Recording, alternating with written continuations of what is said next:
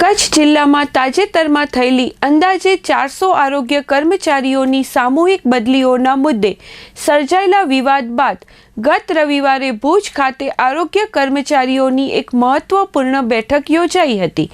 જૂના મંડળના હોદ્દેદારો દ્વારા રાજીનામા આપવામાં આવતા ખાલી પડેલી જગ્યાઓ પર સર્વસંમતિથી નવી બોડીની રચના કરવામાં આવી છે, જે હવે કર્મચારીઓના અટકેલા પ્રશ્નો અને કામગીરીને વેગ આપશે। તારીખ 18/1/2026ના રોજ યોજાયેલી સામાન્ય સભામાં હાજર આરોગ્ય કર્મચારીઓએ એકમતથી નવી કાર્યકારી બોડીની વરણી કરી હતી, જેમાં પ્રમુખ તરીકે દેવજીભાઈ નોરિયા અને મહામંત્રી તરીકે નિલેશભાઈ મકવાણાની નિમણૂક કરવામાં આવી છે।